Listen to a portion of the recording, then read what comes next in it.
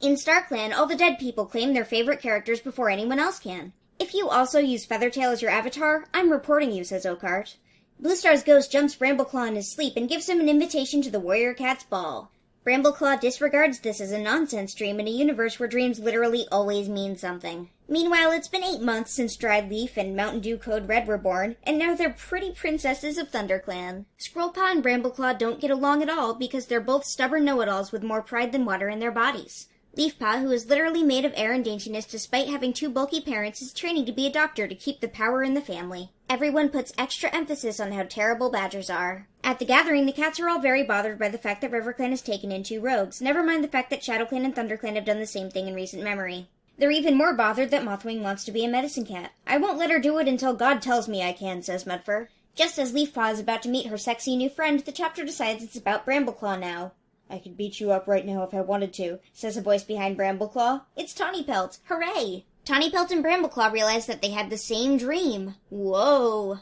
Brambleclaw and Scrollpaw fight about nothing for 2 weeks. Then this new guy called Crowpaw simultaneously trespasses on ThunderClan territory, steals prey from RiverClan, and starts a fight. What a responsible individual.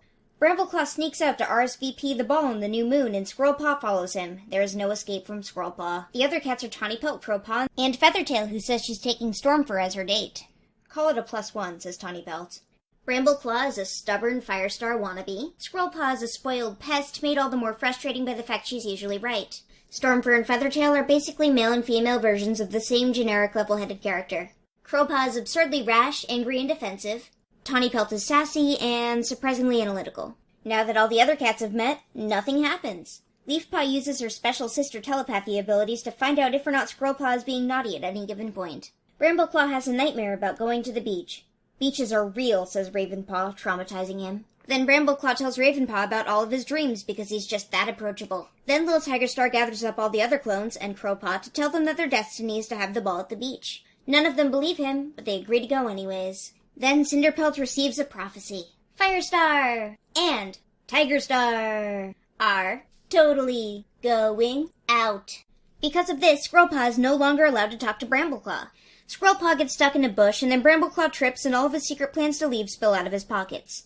Heh, says Scrollpaw. Leafpaw uses her single-target mind-reading powers to give them everything they need to leave and barely stop her sister at all. Everyone at camp just assumes that Brambleclaw and Scrollpaw eloped. The 6 cats take off in a random direction and fight over who's in charge constantly, even though Brambleclaw is clearly in charge. On a journey to the Moonstone, Leafpaw does nothing but stare at Mothwing. Mothwing has a dream about Hawkfrost. Great job sharing dreams with your ancestors. I'm sure you're going to have a great career with it. The cats fight some kitty pets, meet some cows, and see an ominous tractor before Scrollpaw gets stuck under a fence. And then they all get chased by dogs.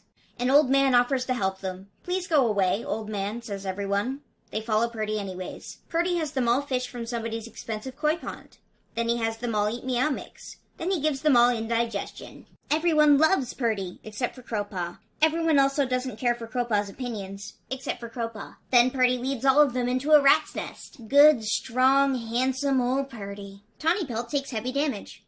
We don't know if she'll live, or meanwhile, Leafpaw somehow knows her sister fought rats via the unspecific rules of her power. At the gathering, Hawkfrost accuses WindClan of leaving straws and cigar packaging by the river. Reasonably, everyone disregards that and talks about how several of their cats are missing. Leafpaw eats a bunch of medicine with the intention of sending it to Scrollpaw. Apparently Scrollpaw can share her thoughts too, she just doesn't care. Then, miraculously, Scrollpaw locates the plant they need to help Tawnypelt. How did you know? Asks everyone. I'm just that great, responds Scrollpaw. Purdy saves all of them from the horrors of Two Lake Place. A true hero, the greatest of cats, Purdy. At the beach, Brambleclaw immediately begins drowning. Scrollpaw saves him, and then a massive badger appears.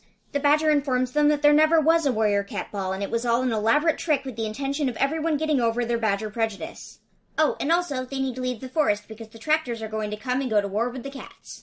Why couldn't StarClan just tell us this so we didn't have to spend 2 months walking, they ask. StarClan sucks, says Midnight, but back in ThunderClan the tractors attack.